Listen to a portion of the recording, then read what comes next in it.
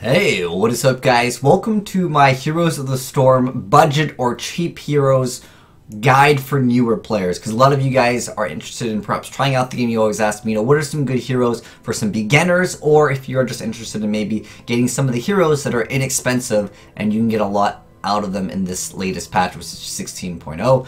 But obviously there are going to be more heroes added to this later on. There's not going to be a hero that gets more expensive in the game. That would be very scumbag of them to do. But for the sake of the video, we're going to be considering heroes that are 4,000 or less gold only, because I feel like 7,000, you can almost get 2 heroes for the price of that. So for some of you beginners, we're going to go ahead and go over, like I said, what are like the good heroes in this category. And again, we're just using the limitations of 4,000 or less gold. I'll tell you a little bit about the heroes, and then I'll also give you guys a build that I like if I have a build for that hero, because some heroes I personally just don't play, like for example Tassadar. I'm not going to be able to give you very much advice on Tassadar simply because I don't play him. I think he's a decent hero, but let's go ahead and jump right into it, starting off with heroes that are 2,000. And I'll talk a little bit about each one of them, because I know how each one of them plays, but I don't know in depth what is the skill cap for some of the characters. Specifically, I would say Tassadar is the only one I couldn't give you guys 1,000% advice on. Other than that, though, I can give you advice on all the heroes in this category. So anyways, we'll start off with ETC. I will also give you guys a build down below in the description box for some of the heroes. I will be adding them all later on this week, so if you don't see it as right now, just check back later, and I will probably add all of them. Again, I don't really know Tassadar, so that's like the one exception. So anyways, as far as ETC goes, his role is basically a tank, and he can catch people out, and he can definitely determine games by his ultimate. So he costs 2,000 gold. And essentially, he is a character that can make or break a team. If you want your team to rely on you winning the game, then this is the hero for you. He can also cause the team to lose the game simply because if you do not ult correctly, you will lose. So all ETC does really is he stuns and he repositions, and he also can body block. And he can technically kind of peel if you go for certain builds. Again, I'll give you guys all the builds in the description box. But for the most part, he really comes down to his mosh pit ability. What he does is he charges in, he stuns everyone for a brief moment, and then he mosh pits. And then if you can get a god ult, which means that you hit multiple people, specifically 5 or even 4, heck, even 3, you'll win a fight as long as you have the right composition and you hit the right people. Do not ult just like a solo Johanna or someone else that can, like, break stun, or like don't go into a Murky or something, because his cooldown for his mosh pit is very, very long compared to a lot of other ults. And if his ult is not up, you usually won't end up winning the team fight if the other team is relatively decent.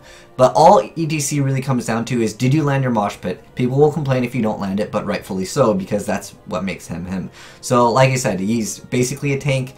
And I'm not going to go too much in depth on each hero, but I'll give you guys the brief synopsis. There's pretty much only one build for ETC, which is you go and you hit R. You hit Q and then you R. Or you W, then Q, then R. Or you can technically still use some other abilities. But what it comes down to is, can you ult? And if you cannot ult, or if you don't like the pressure of having the ability to decide the entire game off of your ult, then he is definitely not a hero for you. But he's a tank. Definitely, he can't really do too much DPS. Next up, we have Lili. She's another hero that's 2,000. She is a healer. Basically, if you want to play Lili, all you do is you hold down Q and walk around. You can reposition herself to only target certain heroes. It's a little bit more difficult to do. I don't really recommend you guys to try that, because sometimes you might accidentally heal yourself because there might be no targets in range. What she comes down to is she just heals, and she can do a few things. She can blind, but what she really comes down to is she's just a healer that can't really be played at a very high skill cap. You can see the difficulty, it says easy. Not all the time is this correct though, but I feel like with Lili, you can't really play her bad and you can't really play her good. So if you're like, you know what, my significant other wants to try this game, I don't really want to complain that they suck at the game. Who should I make them play? Make them play Lili, because you can't really play Lili bad. You literally just tell them, hold down Q on the keyboard and stick next to me. That's pretty much all you do as her. She used to have like a Serpent build that could actually do a lot of DPS, but it was bugged and it doesn't really work out like that. And she doesn't really do too much DPS, but she can do a decent amount of DPS if you still go Serpent build. But for the most part, I would say she's a hero that you can't really play bad or good. I don't recommend her if you really want to get into the high competitive scene. But if you just want someone to start out, she's probably the easiest hero to play in the healer category, because you literally hold down Q. and it just prioritizes the heroes. But yeah, you can, like I said, you can have a higher skill cap by positioning yourself so you don't heal certain heroes, because certain other heroes, they want to be at low HP, specifically like the Butcher. When he's under lower HP, if he goes for a certain trait, he can utilize a certain passive. But next up we have Malf. Malf, in my opinion, he's one of the healers I don't really like in solo queue, simply because I feel like he's team comp oriented and you can set up a lot of like combos with him. He can't, don't go, okay, this guy's a healer, by the way, if it says range support, but yeah, this guy is more of a, well, I don't know, I don't think Tyrann's in the category of like heroes that are 4,000 and less gold, so anyways, as far as Malf goes, I feel like he's more team comp oriented. I really like his trait. It helps with leading if you get the root, and if you can land the root and do it relatively well, Li Ming hits a arcane orb from certain distances, yeah, you'll win team fights. He's more team comp oriented. If you really want an easy healer, I suggest Lili over Malfurion. The reason why I don't really like Malfurion too much for beginners is you have to know who to heal, and in addition to that, you have to have a lot better positioning. Simply because he doesn't really have that many escapes. He just has a root, whereas Lili, you'll be able to escape just because she just runs relatively fast because of that trait that she gets. I'm sorry, the passive that she gets, which is upon taking damage you gain 10% movement speed. So Lili's just going to be a better healer for beginners, I would say. Next up, Muradin, one of the great tanks in this game. He's been so good for so long. So he's a hero that I could give you guys a lot of advice on. Basically, he stuns, he has great initiation, he has great escape, he has great tank ability, he has relatively good CC. If people focus you, it's just so good. He is, I would say, relatively easy to play. I mean, it's not that hard to land your Q, which is the hammer that, ability. So you throw a hammer and it stuns for 1.5 seconds. That extra 0.5 is absolutely devastating in this game, especially when you get the trait at level 7 called Piercing Bolt, where you get to hit another target. So you get to stun 2 people for a total of 3 seconds at the very end when you get Rewind. You always get the Rewind. I mean, some people might get this, might get that, but pretty much you want Rewind. He's tanky enough if you get the Avatar trait. So don't get Haymaker. I don't think it's very good. If it did like a 2-second stun, I'd consider it. But for the most part, what makes him so good is his passive. Which is that basically, well, let's go to the abilities. So if you don't take damage, you're just going to start restoring health like crazy, and it goes super fast. So even if you don't have Fountain up, you walk back, you hide for a couple seconds, and you'll be ready to go and fight again. You can force a lot of heroes to expend a lot of their mana by playing stupid, and then what you can do is you can go ahead and proc your passive, go back into the fight when the team fight happens. Like, let's say for Zagara. A lot of Zagaras, especially in like the lower MMR, they'll spam Hydra like crazy. Zagara runs out of mana pretty fast. And then what you do is you go hide, or you just go do a camp, you know, or just walk away for a little bit, and when the team fight happens, you'll still be at full HP. So yeah, keep that in mind with him. You can definitely utilize that passive very well. I think he's one of like the greater like tanks in the game, probably one of the best. I would easily consider him like top 20 heroes in the game, or probably even top 10. I think he's probably one of the best tanks in the game. Definitely very good. If you want a tank, the best tank right now for 2,000 gold, definitely Muradin, hands down. Don't even need to think about it. Next up, Raynor. He's basically an auto attacker. Originally, I didn't think it was that fun to play, but after playing him for a while, at one point he was really good. There was a trait where you could get, I think it's at like was it 16, where it stuns. So his shot would stun, and it used to be for 1.5 seconds, and then you get the thing where you can proc it twice, and you can actually proc it 3 times, so you can stun him for 4.5 seconds, which was really devastating, but now it's only 1 second, and you can hit him 3 times, so it could be 3 seconds. So that's a huge difference if you go for the build on that. For the most part, he's just like an auto attacker. He can technically be used as split push. I recommend you guys to use Hyperion as your ult. Raynor's Raiders can be used against certain things that like to go on you and hit R and then try to auto attack you to death. Specifically, Zeratul will go on like smaller targets like Raynor. Raynor does have a passive that makes him really good, so basically he's just an auto attacker, and then he has a really good passive that it's like you're about to die, oh, I'm gonna go ahead and heal for a certain amount of health. And one trait that I really like, it's not seen too much in competitive, but I really like it in solo queue, is the fight or flight. So you get to activate Adrenaline Rush, which is the passive that he has, so whenever he's about to die, he just gains a bunch of health. once. And what I really like with this, especially with split pushing, if you're playing against anything that can just rush up to you and try to kill you.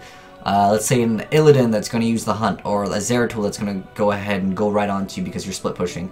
What you can do is you can basically activate this, take all of the autos, then push him away, or you can push him away, then let him come back closer, then activate Flight or Flight, and then activate Banshees, or, well, you want to activate Banshees as soon as you possibly can, but you have to have a target, so obviously Zeratul must show himself. You can't just summon the Raiders. What you can do also is you can target another target, just so you can have them out specifically for another target when it comes out of cloak. So you can use that to your advantage. But for the most part, he's like a split pusher, I would say. And he can do a relatively decent job at surviving. And again, it just comes down to you being able to know when to use Fight or Flight. Again, this is like solo queue. If you're playing competitive, then you probably don't want that. You probably want the gain movement speed because it's really, really advantageous in team fights. But I really like Fight or Flight because you can play a little bit more cocky with him and you can get away with him. But for the most part, I think he's a decent hero. Definitely one of the better like auto attackers in the game, especially with when you combo him, like if you want a duo queue, because he has the ability to increase attack speed. He can really help out heroes like Valla, like Illidan, anything that just like works off of auto attacks that like gains some type of passive or just like can benefit off of auto attacks. He's just really good in general. Like, you can't really go wrong with Raynor in most compositions. Next up, Valla. She actually just got a buff recently, and that makes her really, really strong. And for the most part, she's more effective as an auto attacker than using skills. Her multi-shot recently just took a small nerf. It's so small, don't even really worry about that. It's not going to change the way that people play if you're just going to go multi-shot. But she's very high skill cap. It says easy, but no. Like Valla is one of like the harder champions to play because you have to understand how to position yourself and how to use Rain of Vengeance. We're talking high skill cap. She's very high skill cap. It says easy, but I recommend the auto attack build. Again, I'll be linking some of these builds in the description box. But she's very hard to play at higher skill caps. The reason why is because Valla only has Vault, which doesn't actually displace you on a blink. So certain things that like wall you off, I'm thinking like the butcher's like lamb to the slaughter. Things like Zol when he bows you. Like Vault's not gonna really help you if you've already gotten caught in certain things. So I would say she's not a hero that I can recommend to beginners. Even though it does say easy, I recommend Raynor just because you'll have a much better time, because Raynor's passive is just going to proc, whereas with her you actually have to dodge something, and her dodge is really heavily dependent on getting a god ult, and it kind of is like ETC in a sense, but if you get a god ult you'll win the team fight. If you don't, you can still win the team fight, whereas ETC, yeah, you will probably lose if you ult and you don't get it off or you get interrupted. But yeah, she has one of the more stronger ults in the game, and she becomes really strong in the late game. But Anubarak has fallen out of favor. If you want to tank, play Muradin. Against certain compositions that have an Abathur or like Cho'Gall, Cocoon can be really good because you can shut down some of the healers, specifically like the medevac, or shutting down a healer is really big, especially if it's like a composition that really needs a healer. Like if there's a dive heavy comp, let's say like there's Illidan, Abathur, and I don't know, like a Rhaegar. Like if you shut down the Rhaegar, the Illidan's gonna pop in 1 second. So Cocoon is just very good because it's for a long time. You know that that 8 seconds. They can break the Cocoon, but at that point you win the fight anyways. He used to be one of the best heroes in the game. He used to be broken, like straight up like tier 0 tank, like 1v5 me Anubarak. But you can see, like, if you go to play, like, I still have the most wins with Anubarak because when he was at his broken state, I played him a lot. But I'd say he's overall pretty fun to play. He has a really good initiation. He has really good studs. But I think Muradin outclasses him in the tank section, and he can't do enough damage to the point where I would consider him good enough to be a tank and a DPS. Like, if you want something that tanks and does DPS, I'd say Sonya could probably outclass him if you're good enough. Even though Sonya just took a small nerf to her Wrath of the Berserker. Anyways, next up, Gazlo. Just don't play like Gazlo. Like, I know he has like a wombo combo team ult, but for the most part, he's just not very good. He's only good if the other opponents that you're playing against are just so bad. That's the only way Gazlo is good, is if your opponents are bad, because he throws down turrets and you just ignore him. His charge up laser thing, yeah, you can maybe snipe someone, but for the most part, he's just I just don't recommend people to play Gazlo. I know that there are some people that can play him, but you're not going to have a good time if you want to get into the competitive scene when you're playing Gazlo, for the most part. I know that there might be like one or two like streamers that are probably really good with him, but for the most part, he doesn't add enough to the team. He's just... I'm biased towards Gazlo, I'll admit it. Every time, if someone picks Gazlo on my team, I'm just like, oh, game, man. I try not to do that, but I don't say GG in the game if someone picks Gazlo, because I believe any composition can win in the game, but I just don't like Gazlo when he's if my opponent picks Gazlo, I'm like, heck yeah, it's got a free game, man. But yeah, that's Gazlo. Like I said, he throws down turrets, and he's only good if your opponents are bad. Next up, my man Illidan. He's been nerfed so many times, but I still think he's fun to play. He's a hero that I think is like the skill cap is like godly hard. Like, it's super hard to play him really efficiently because you can dodge so much with Illidan, but it all comes down to your skill. I don't recommend some of you beginners to play him because you will have a very bad time, and your team will complain that you're diving too hard. I recommend he's good though, he's good. You definitely get your utility out of him if you are godly enough, but there's other heroes that you can play that are much easier to play and that will basically give you a lot of advantage without having the risks that Illidan needs to take, because Illidan, he likes to dive relatively hard. Like, if you combine him with a Greymane to try to set up for a reset, or like a Li Ming or something like that, then yeah, it could be a little bit easier, but for the most part, I don't recommend him for beginners at all. The reason why is because you have to know timings of when characters are going to be doing stuff, and also you have to have your team like more coordinated. So like when you are in like a higher ranked section of the game, people will generally understand how to help Illidan a lot more. Like, you want to ult Illidan, you know, at certain times. You know, like if you got a Rhaegar, you got to ult relatively early because Illidan can get focused out relatively quick against certain compositions that can, you know, burst. So yeah, I don't recommend him at all, but he is cheap. Next up, Jaina. Jaina is pretty good. I feel like there's only really one mage in this category that can burst. You can play burst Valla, but I don't recommend it because it relies off of RNG with her Hungering Arrow. So I would suggest, if you really want a mage, there's only, I guess you can almost consider Zagara burst, because you can just literally throw double Hydra and then like you pretty much win in most fights because it's pretty stupid. Hydra did take a nerf, but it was on HP, not DPS, so yeah, it's such a small, it's like 50 HP too. It's like, or it's something around like, it's like 4% or something online. It's still really good. Jaina, I just think that she's a little bit difficult to play because you have to set up your stuff earlier on. Her water elemental ult is great. Like, both of her ults are very viable too. If you want a mage, the only like I said, the only mages that you have in this category for cheapness is like, I'd consider Zagara honestly a mage, because she can technically burst someone down by just hitting Mutalisk twice if you go for that trait, and then you literally just run around, and then you're just like, oh, I have creep, I'm gonna heal a little bit, and you're gonna take a bunch of damage from this Muta, and if you ignore me, then I can continuously just, you know, put extra DPS on a lot of people. Zagara isn't too hard to play either. I'd say Zagara is way easier to play than Jaina. You literally hit W on people and they die. Jaina, on the other hand, though, like I said, she relies off of proccing her passive to slow people down, and then also amplifying her damage. So I would say she's a little bit difficult to play, but she's not so hard like Illidan. Like, so you could definitely play Jaina, and you can do decent with her without being like super good at the game. Johanna is a really great tank, but she doesn't do enough. I feel like you'll get much more out of Muradin, so I don't recommend Johanna at all. She's tankier than Muradin, but she doesn't stun as well. Like, her stun is her ult. And she can pull people in, but it stuns for 0.25, which, it's not really a stun, it's more like an interrupt, so I don't really recommend her for newer players. She could be okay on certain maps where you have to hold coins or contest areas. I would say you're gonna have a much better time. Like, I would say Muradin takes a little bit more skill, but it's by so small amount that I don't recommend Johanna. That's my suggestions for you guys.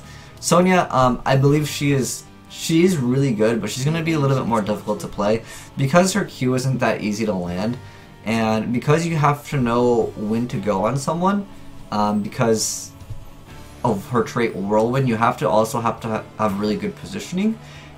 So I don't think she's that great. I mean, in the category of being able to solo camps, in the category of like cheaper heroes, she can definitely solo camps very well. So can Illidan, but Illidan's way too hard to play. So I guess if you want to solo camps, Soloing camps is not really like a thing that you need to really like worry about if you're still starting out in the game. I mean, you could just go with like one person and you can do it as most heroes in the game. I don't really recommend Sonya either. I'm just gonna go ahead and say like don't try to go for Sonya. You can obviously try out the heroes yourself and see if you like them, but I feel like she might be a little bit too difficult because of the way she has to engage and because of her new cooldown on her ult. This used to be 45 seconds and you can keep it up pretty much the entire game. But I would say since she's not as easy to play as, again, Muradin, you're just going to get you're going to have more fun playing Muradin. Tassadar, I feel like you have to be kind of good with him. He's definitely one of the safer heroes in the game, so you can stall really hard with Tassadar. And it's very annoying to deal with Tassadar Rhaegar back in like the original vanilla patch 16.0. It was terrible, man. It was like too unfair. It was like you literally couldn't kill anyone. If they got Tassadar Rhaegar, you lost the game. Pretty much off of them being able to sustain literally forever. But he could be okay. I would say there are players that are relatively decent with him, but I honestly can't give you good advice on him, and that's to say that I really haven't played Tassadar. You know, I've played him before, but I can't give you guys good advice on Tassadar, other than I think he's okay, and I would say he's better in team comps than he would be in solo queue. So from that standpoint, it's kind of up to you guys if you guys want to try him out. But there's no like Nova Zeratul comps anymore. There's no like cloak comps that, I mean, if you're playing solo queue, you can see anything. But as far as Tassadar goes, I don't really recommend him because I feel like if you just want to support and you're beginning the game, Lili is probably one of your best bets. But he's okay. He's not, like I said, he's not terrible, but he's okay. I'll tell you definitely, he's way more fun to play than Lili Armafurion. I'll give you that for sure. So in the support category, I'd say he's the most fun, but that's kind of subjective, anyways. But we could objectively say Lili is way easier to play. He can be harder to play. Actually, I would say out of all of the heroes under this category of healing or support, I would say he is one of the harder ones to play.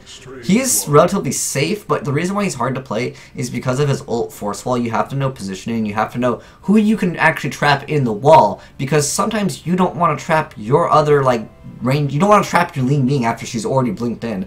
Yeah, you want to trap in like your tank plus someone else. So like, yeah, I'd say he's a little bit harder to play. Next up, Tychus. I think he's relatively good. He can burst relatively fast. Plus, he's pretty good. I would say he's a lot more fun to play than Raynor because he can be way more bursty. But for the most part, I like his Odin, his like mech. He goes into a mech and he does increased damage, and then he gets increased range, and he has abilities in the form. If you like, I don't know, I want to kind of consider him like a hybrid between a mage and like an auto attacking DPS role, because he does auto attack relatively well, but he can also burst and he can displace. I'd say he's a little bit difficult to play compared to Raynor, but he's a lot more fun. Yeah, so I think he's decent. I would definitely say he's decent. Tyrael, I'd recommend staying away from him. The reason why is because you need a team comp oriented around being able to either use Judgment or even this against certain like things that you're holding, whether it's bosses or something like that. I would say this is more team comp oriented. He's not the easiest to play either because you have to know when to reposition yourself. So I will not recommend Tyrael for you guys at all, and if you're starting out. The last hero we have in the 4,000 or less gold category is Zagara. Highest recommendation for any of you beginner players because she is so freaking good. She is the best hero in the category of the cheap heroes. So, and she can split push. She can 1v1 almost most players in the game.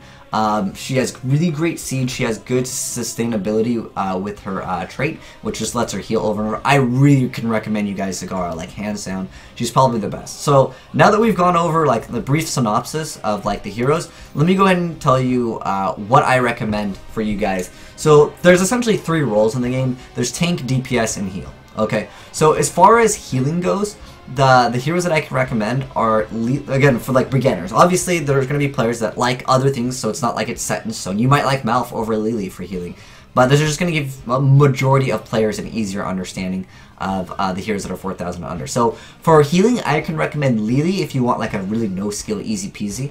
If you want a little bit more skill, I can recommend Tassadar for healing. As far as tank in the game, hands down Muradin. To an exception, I could say Johanna is a better tank, but Muradin is way better just because he adds way more utility. Like, if you just want someone that's just soak damage, Johanna wins. But Muradin will always, like, be better in team fights. Like, he just has way more utility. For tanks, hands down pick Muradin. If you want a DPS role, I would say, even though Zagara is considered a specialist in this game, I consider her, she can, if you guys play the game, you understand, the person literally hits W and you will lose the fight. Like, she doesn't even need to do anything other than hit, I throw a mute on you, you lose. So yeah, for DPS, I can recommend Zagara, Jaina, Raynor, and Valla. So there's a lot more to that. Anubarak can be used as a tank too, but I just recommend Muradin just because he's so damn easy. Well, I mean, you gotta land his Q, but it is really easy to land his Q. But yeah, those are the classes, or the roles, and the heroes that I recommend for some of you newer players. If any of you guys want to add some of your thoughts on this, because I know a lot of viewers, they go into the, what's this game HOTS when I'm playing, or I swap over to HOTS, they want to know like what heroes are good, what heroes are like cheap and good, because you know, newer players are jumping into the game. And keep in mind, guys, every week when, I believe it's on Tuesdays, they change the heroes on rotation. You'll see that there's a little like, here's the storm icon. Like right now we have the Medevac, we have Arthas, we have Rexar. These are all free to play. If I don't own the hero, I can just play them. I can ready up and I can play in a quick match. So in ranked, obviously you have to own the hero, and besides, I'm sure you guys are going to be super far away from being able to do ranked anyways, because you got to be, I think, is it level, does it tell me? I think you have to be like level 30 or something like that to do, I think 40, I think it's 40 to do the rank with like the double, or rank with like a team league is what they call it, where you have like a 5-man. But yeah, I hope this helps some of you guys out. Like I said, if you have any thoughts or questions, let me know in the comment section below and I'll try to address them, and I'll update some of the stuff in the description box so you guys can get some builds ready. But yeah, I'll have the builds for most of them, and if there's any videos that I'll have, I'll also add those to the description box. If you guys don't see it right now, probably check back in a week and I will be adding some more stuff. But anyways, thanks for watching, guys. Enjoy your new heroes that you can mess around with in Heroes of the Storm.